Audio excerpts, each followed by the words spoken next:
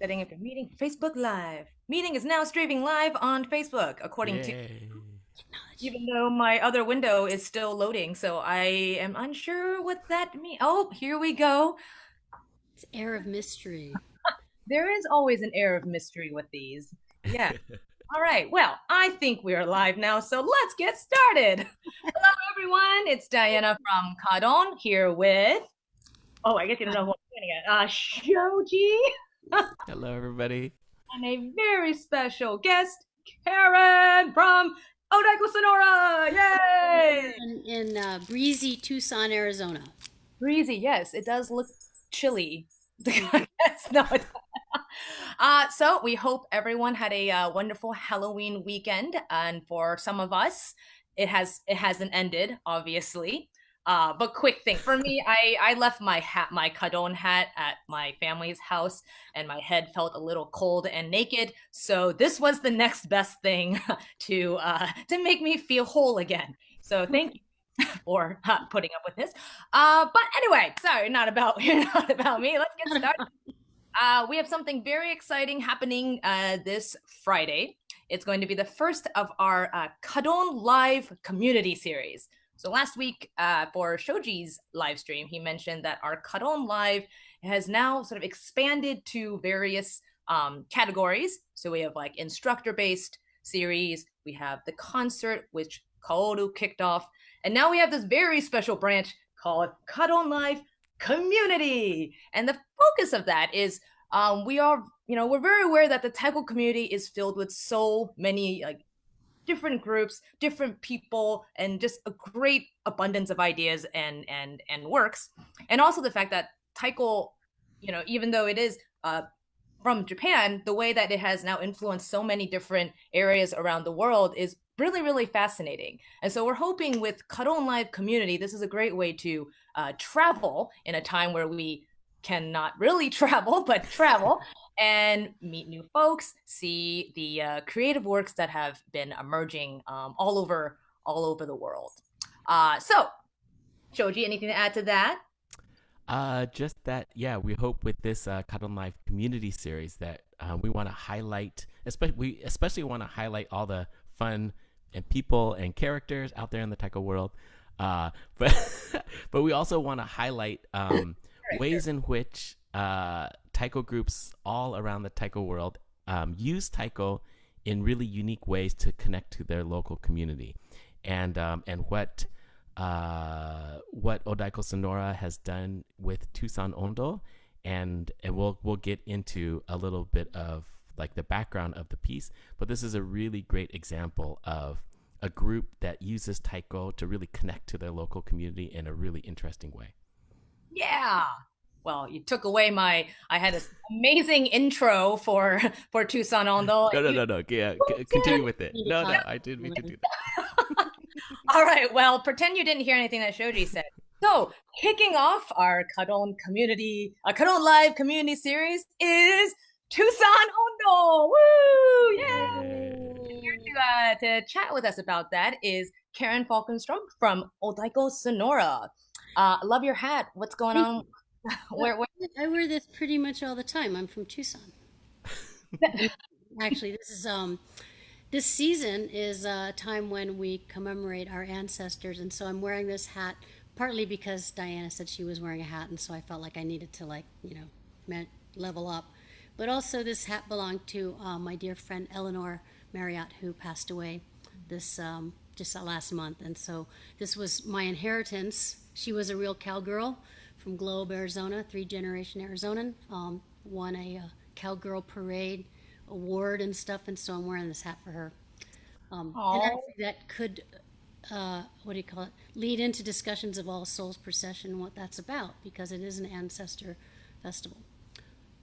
Yeah. Oh, that's really sweet. Thanks for sharing that.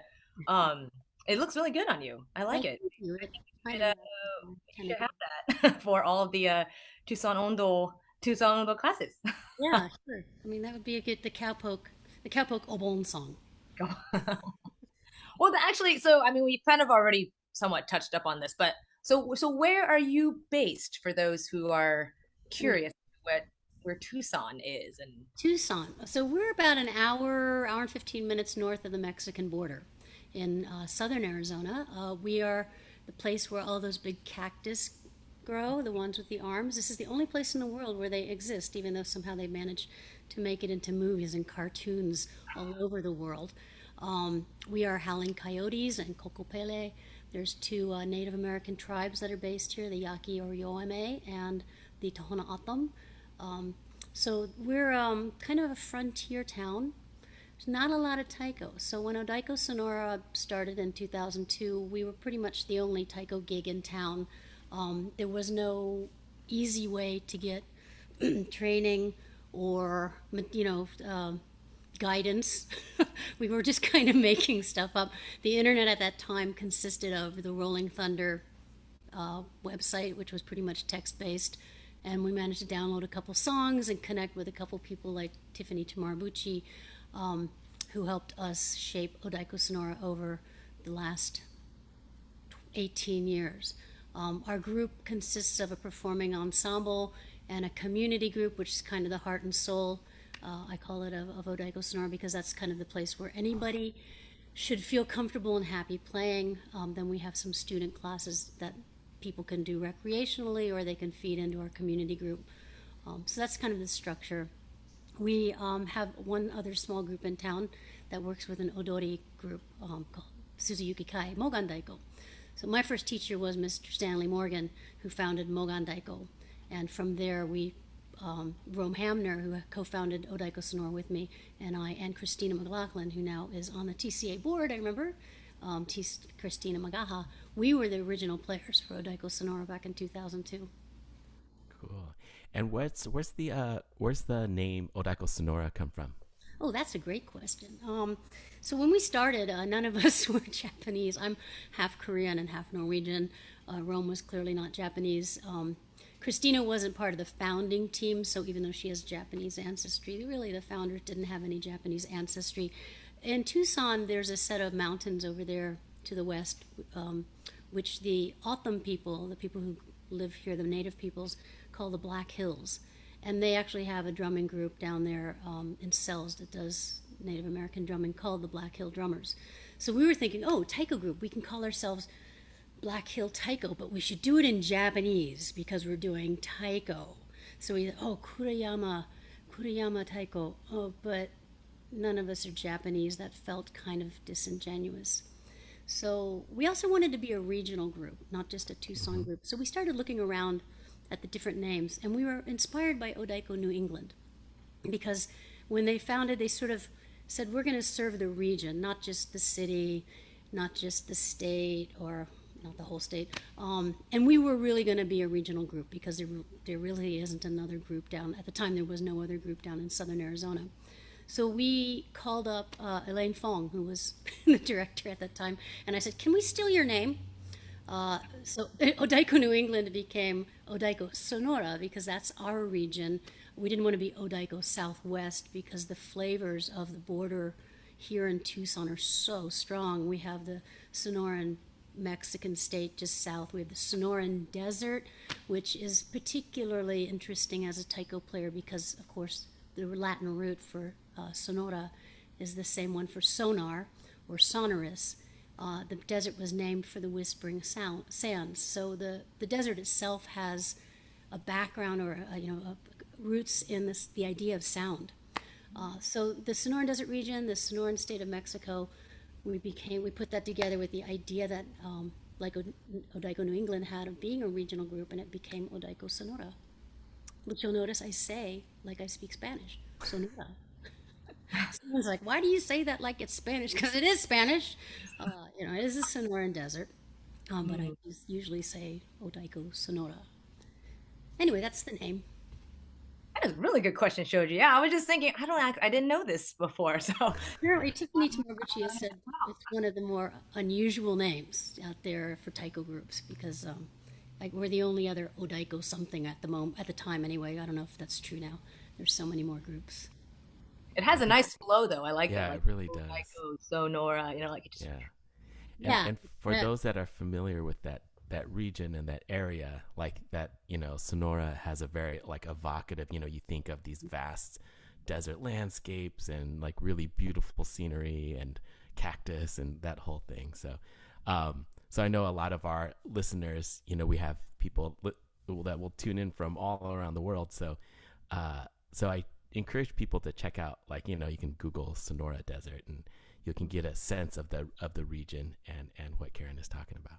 Yeah, it's very mysterious. Saguaros themselves, if you can pronounce it correctly, they look like people out in the desert. So when you're in a saguaro forest, it almost feels like you're in a crowd.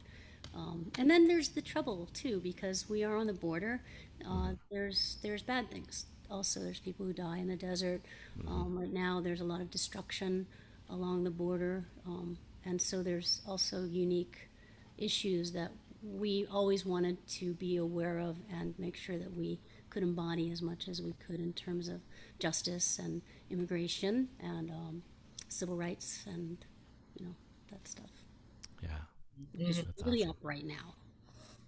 For sure. Anyway, so we were founded in 2002, and we started first working with, well, what happened was I learned about Obon within the first couple years of doing Taiko. Since this was kind of my first foray into Japanese culture, I thought, coming from a Korean, Norwegian background, I didn't know about Obon. I knew about Korea's ancestor festival of Chuseok.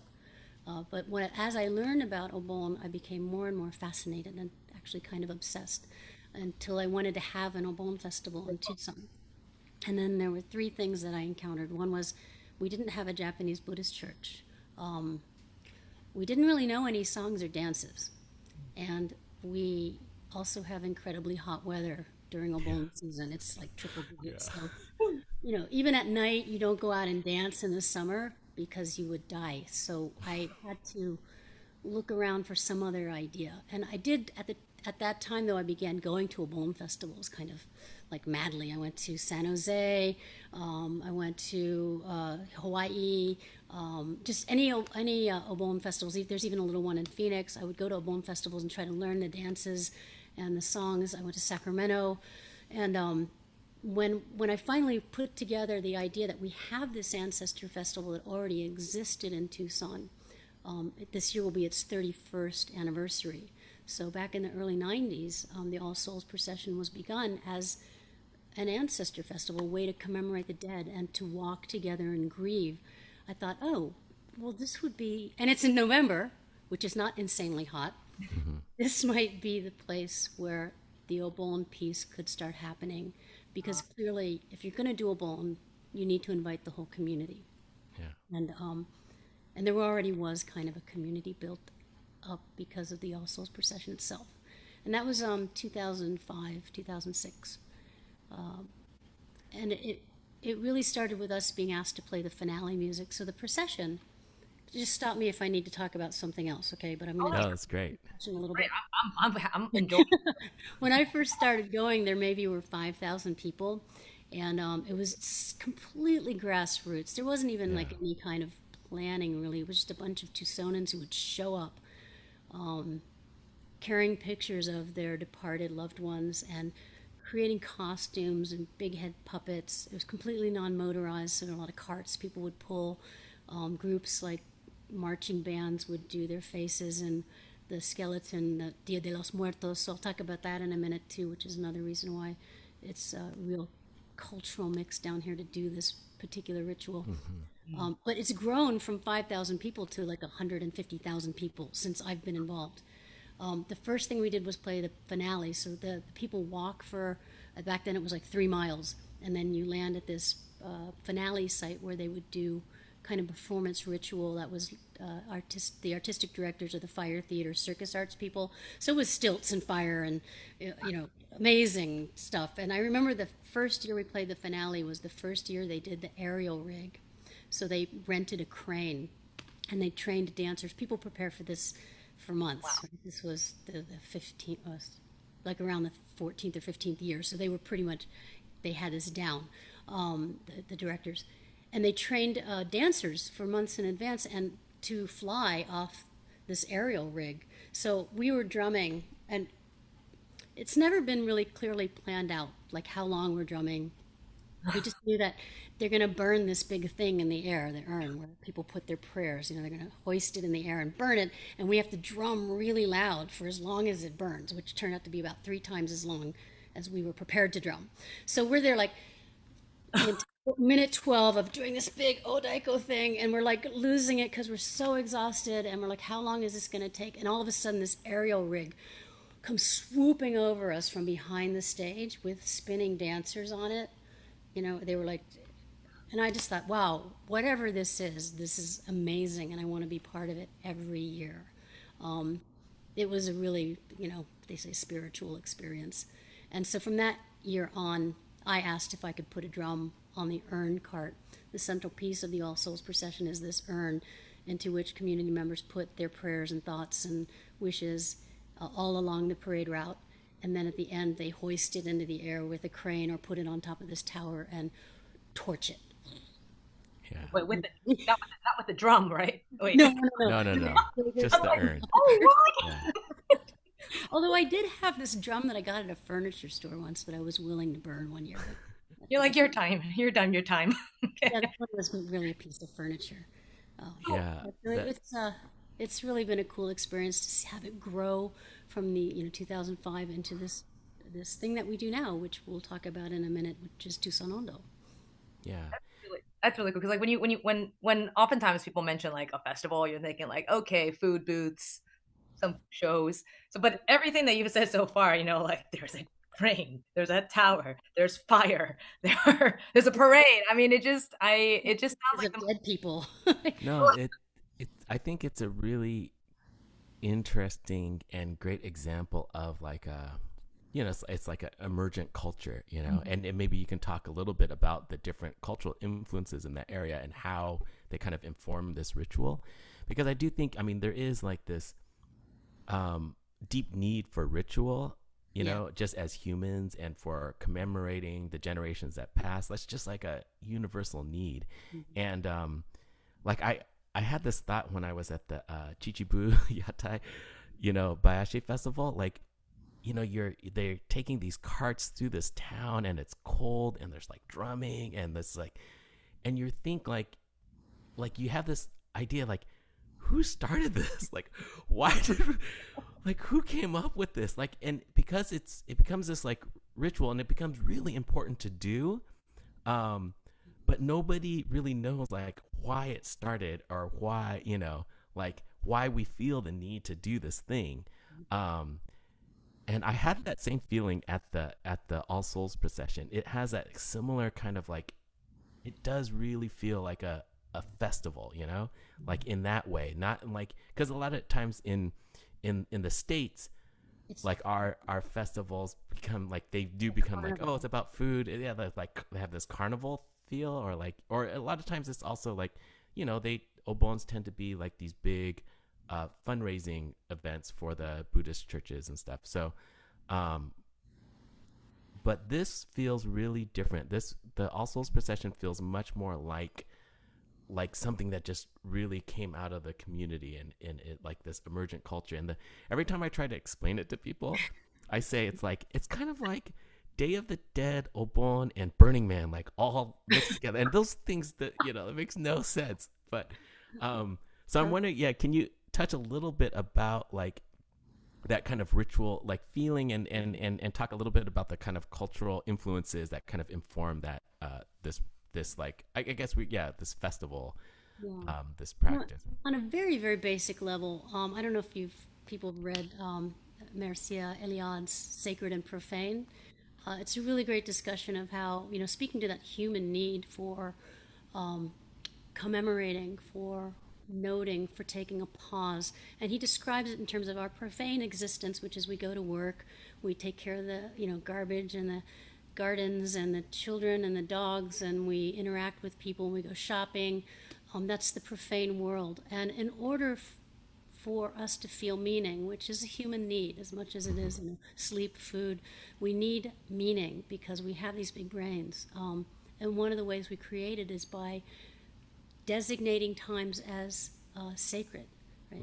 And a lot of times these become misconstrued into holidays or carnivals, which becomes maybe that's a particular problem of that capitalism Right. begins to that people see as sales opportunity, but underlying that is our need to gather together and acknowledge that what we do on a daily basis has meaning. So we take this time to acknowledge that death has meaning, that childbirth has meaning, that my dog has meaning, as Diana and I would both agree that our connection to each other has meaning. Yeah. Yeah. And you have to carve out time. We Right. know that we have to carve out time to become really conscious of that and acknowledge it.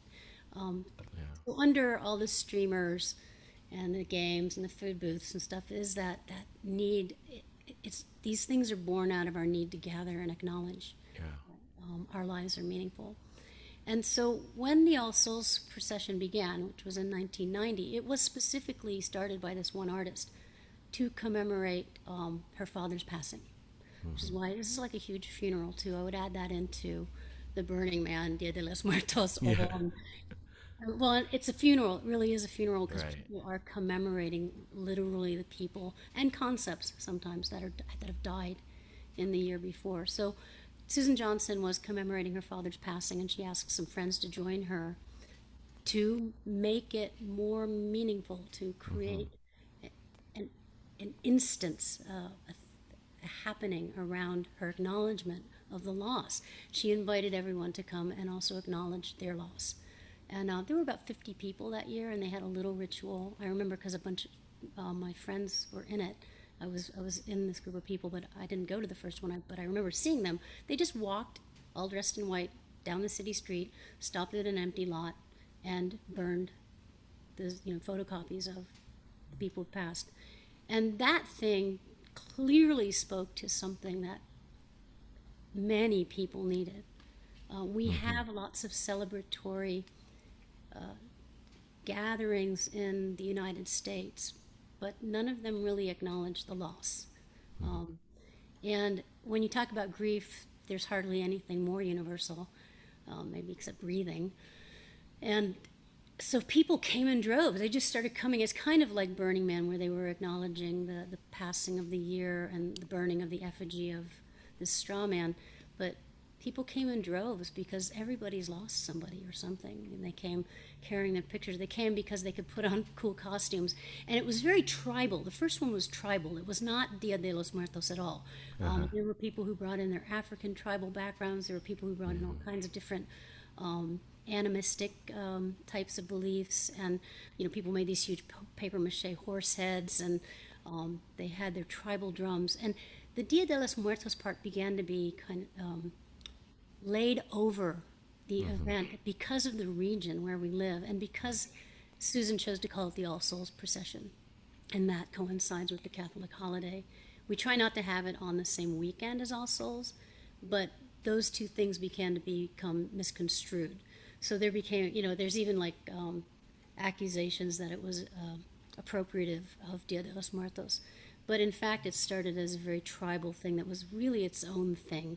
And then it grew into people who don't understand it as well think it's Dia de los Muertos. So now you see all these skeleton faces and stuff, and there were none in the first procession.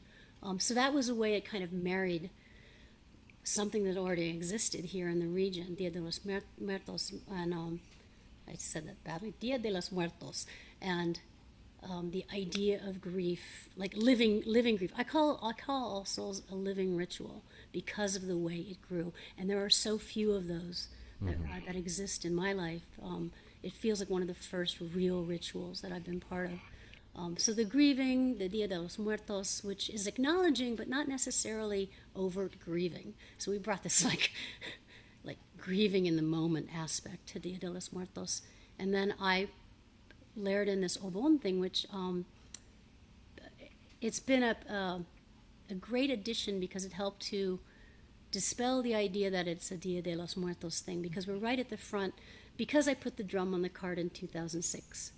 And then they got a smaller cart on which I couldn't ride anymore, so I bought a garden cart and started pulling the drum behind, and that was the beginning of this procession for Obon, where then we added on the dance, then we added on the drum beat for the dance, and then we added on the fue and the chant over the 14 years we've been doing it, and but we're right at the front of the procession, right behind the urn, which is truly the place of honor.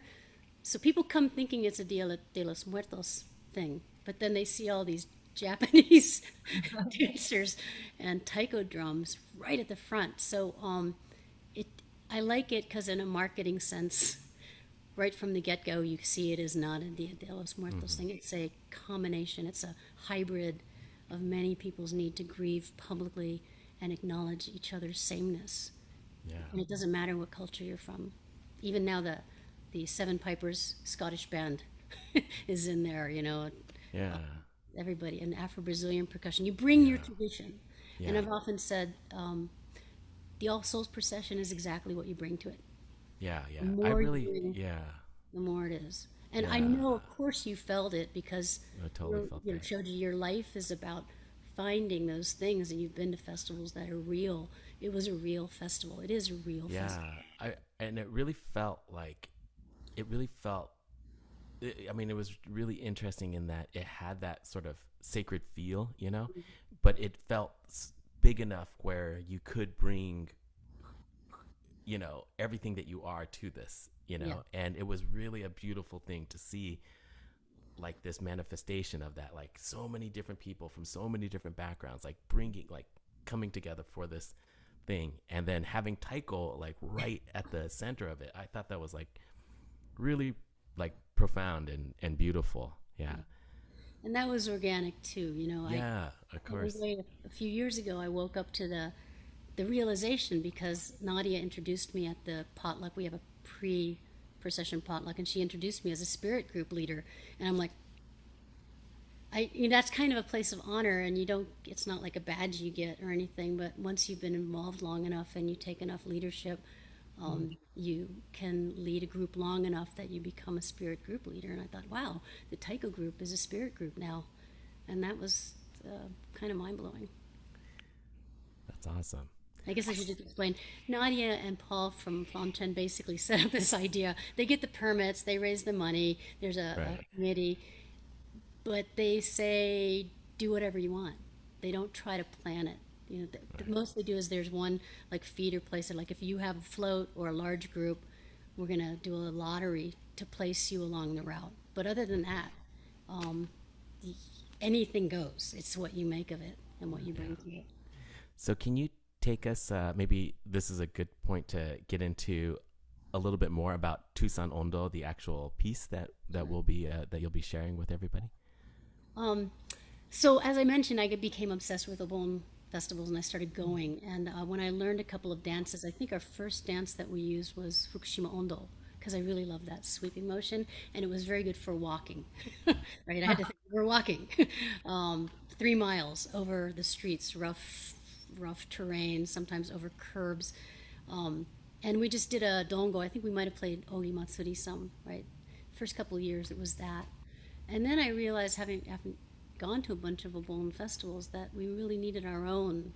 It's supposed to be about your town. And Tucson has a very potent flavor. It's a town that has its own personality, and so I felt that we deserve to have a dance. Fukushima Ondo's awesome, but why don't we have our own dance? So I just started looking around Tucson, and if you've never been to Tucson before, we're in a valley. There's mountains all around us. There's a couple big mountains, the Santa Catalina's up to the north, where there's bighorn sheep and that big fire last year. Then there's the Rincon Mountains to the east, really big mountains also. Then there's a couple smaller sets, the Tucson Mountains and the Santa Rita Mountains to the south.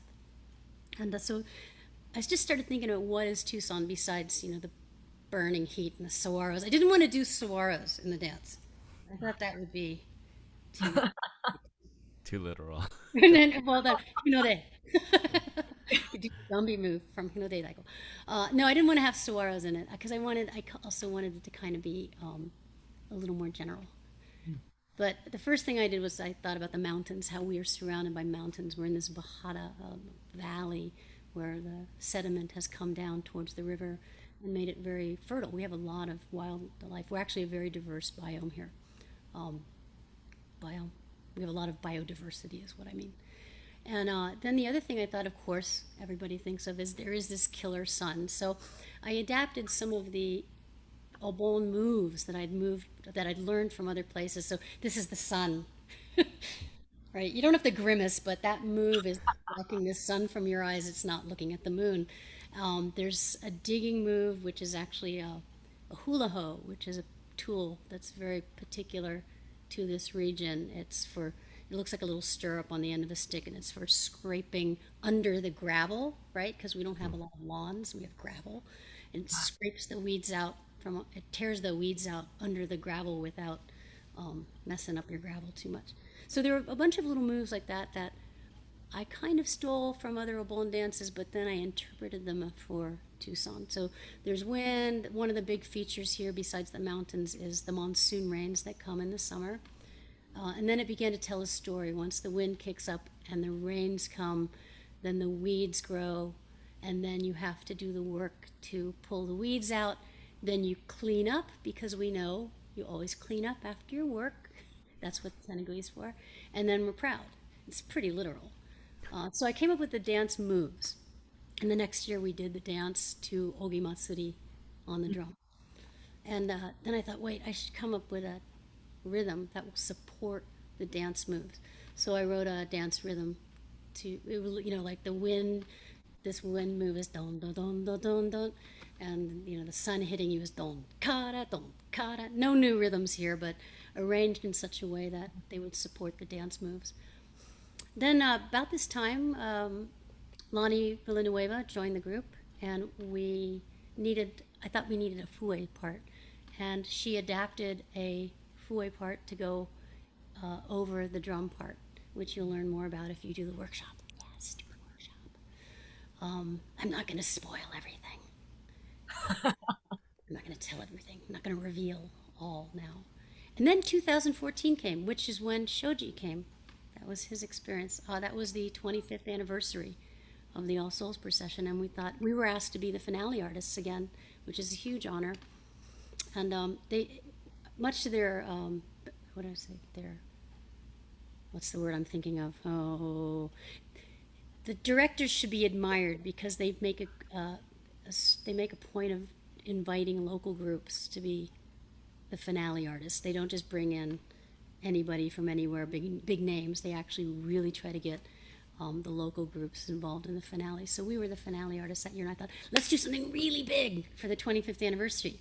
Oh my gosh, it was so big. We wrote all the music. We invited, I think, like 16 taiko players from all over the place, from Canada and the U.S. We focused on people that we had worked with before, and I can't remember why I knew Shoji so well. It's because we drove, On Ensemble drive through That's right. tour a bunch, and you guys would always put us up. Yeah, because we had a house. We've got a lot of taiko players who've stayed in our house. That's right. So I got to know you better there, and I took a workshop with you at one point. That timing one, I was really bad at that. I was always ahead of the beat. So we invited Aki Takahashi, and she wanted Kyle to come with her, Kyle Abbott. We invited Shoji, Tiffany Tamabuchi, and then 16 other, not as well known but fabulous taiko players who flew in from all over the place. And we had a couple days to put it all together in real time. We'd send out training tapes. Like, here's some time, fill that with something. And then Shoji had this great idea of doing some throat singing when we got there, and so that was really awesome. If you go to the Vimeo link, which we'll share, go to the end, you can hear Shoji throat singing. And we commissioned Aki Takahashi we wrote grants, and we commissioned her to write an original chant for Tucson Ondo to add to the dance and the drum beat and the fue. And she wrote this really gorgeous chant, which unfortunately it's kind of complicated. And you're going to learn the whole thing in this workshop, but it has layers, which we could only do that year in the finale with the trained voices because of the way they layered on. So usually after that, every year we just do this one part of the chant as we're walking, because I can't teach all three and the dance. I do free workshops every October here in the community to teach the dance and the chant, so that people can walk with us. And now we have like 40 dancers who chant and dance with us every Awesome. year. That's But great. 2014 was when we finished Tucson Ondo in the way that I'll be teaching it with Aki's chant, which is beautiful. And she will be teaching it herself. Lonnie will be teaching the Fue part herself. So this is kind of an extraordinary, in my opinion, extraordinary first community workshop for kaDON. I'm really honored to be able to do this with you guys. Yeah, totally. I'm really excited to see that too. I think the idea of, right, like this, it really shows like, yeah, the community coming together when each part was created by someone, and that person will be sharing kind of their flavor, their signature of Yeah, what they yeah. uh Tucson Ondo. So I believe it's 5 classes, right? So Hmm. we've got you and Nicole are going to be teaching the drum and the dance for the first two. Hmm. And then we're going to have, I believe, Aki will teach the chant, Yeah, and yeah, then Lonnie is going to teach the fue. yeah. And so anyone can go to any of these, right? When we register, they can go to any class. So even if you don't play fue, it's still a great opportunity to check it out. I And would, if you make any of them, they're all recorded and will be available for all registrants. So even if the timing is not ideal, we certainly hope that everyone can still check it out. I did have a question because some people were curious. I think it was this coming Sunday. You've also listed a watch party for, or an option for someone to. Could you tell us more about that? Is that something we're watching together, or is it All Souls Procession putting like a watch party for? yeah. Because unfortunately everything is virtual this year. Right. Well, for unfortunate and fortunate, because that means we can have as many Yeah. participants as we want. Um, Mm. it so happens that this Sunday, November 8th, is the All Souls Procession, which is virtual this year. So the workshop is coinciding with the time of year when I normally would be teaching at least the song and the dance part, the chant and the dance part. But the actual procession would be taking place Sunday if this were not a pandemic. What's going to happen? I'm almost sure that there will be people out there walking down the street anyway, but it's not organized. But what they did organize is a small finale that's going to happen at 6 p.m. Tucson time, which I think is now 5 p.m. California. Anyway, I'm not going to go there. Time zones. It'll all be in the Yeah, we'll thing. check. We'll check. Now, I'm hoping Sarah Anderson will be hosting the watch party. Well, at least be online. So the watch party will be hosted. I mean, the live stream will be hosted by All Souls Procession. Mm. The watch party was going to be called by, and we'll invite everybody who's signed up uh, on Facebook to do the watch with Sarah Anderson. Except Sarah Anderson is right now quarantining, which might mean actually she's more able to host the watch party. And the reason it'll be fun to watch with Sarah is she has worked backstage for 10 or 11 years now at the All Souls Procession. She flies in every year. Um, Actually, we brought her in the first year for 2000. No, she used to come in earlier than that. I brought her in one year when we were doing something really big so she could tech it because she's awesome at tech. So she flies in every year for 12 years now, I think, and does climbing and the truss work and setting up electrical and getting really dirty and like the Burning Man part on site. So she would be a great person to watch with because she understands how the finale comes together. We will be, Nicole and I will be performing a little bit at the beginning. So we're going to be doing some drumming at the beginning of the 15-minute urn burning sequence. The rest of the music is put together by Steve Roach, who's actually local, if you know Steve Roach. His music's awesome. And so he'll be picking up from the Taiko and creating a soundscape for whatever the fire spinners and the stilt walkers are doing. I'm not sure what's going on. And then I hear there's going to be some flaming didgeridoos. Oh boy. Okay. And then they're going to burn the urn. So the urn has been stationed out at the annex, what we call the Mercado de San Agustin annex, and people have been putting papers and stuff in it. And so there'll be prayers that we're going to hoist and burn. That's what the watch party will be. Cool. Yeah. It is really cool to be able to have sort of like the context of, or as we're learning Tucson Ondo, which I'm very excited to do soon, and kind of see like where what the festival that it was sort of associated with, or what it grew out of. So thank you for having that as an option for people to check out. And also, so is Tucson Ondo something that people can share with their group on, and or what are you hoping to see with Tucson Ondo when people have learned it? We give. Oh, My hope, of course, you can use it the way it is. I think anybody who has a Taiko group that's involved with the community, this is a great project for you to start like I did with Fukushima Ondo. You can start with Tucson Ondo and then craft it to reflect where you are and your community and the event that you want to be part of. I think it would be pretty cool if every community Taiko group had their own song, dance, and fue and chant. Just like each village had its own obon tradition. But that would be pretty cool if every Taiko group had their own. So yeah, we're putting this out there for people to share, use as is, to adapt. The rights are it's all public domain. You don't even have to say it's Tucson Ondo. That would be nice. Whatever. And definitely, if you're doing the chant as Aki wrote it, it would be proper to, Credit her. Yeah. tribute that to her, and the fue part, which actually, I'll just spoiler, it's kind of adapted from the Great Ape Escape video game anyway. So. But if you mention Lonnie as the adaptress of that, that'd be nice. But it really is to share freely with people in the hopes that they'll create something of their own, because it's great. It's really fun to do. well, thank you so much. That's really great, and that really does kind of just again, emphasize that the whole spirit of community of sharing and coming together, and then seeing what ideas can come out there.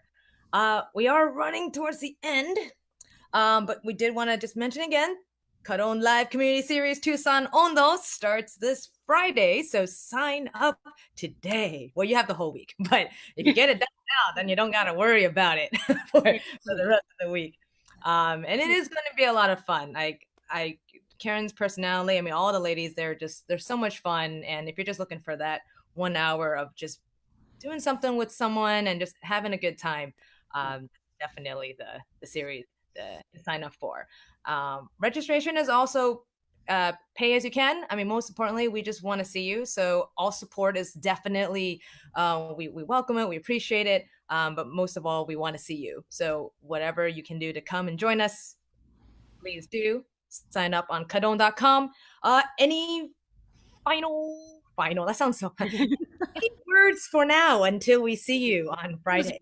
Closing words. Aki mentioned that she's really excited to learn the drumming and the dance part and Shoji, knows this because he was there with Aki, stuck on that big pyramid at the end for the finale. They didn't even get to do the procession or walk with us, which so they didn't learn the dance and the drum part.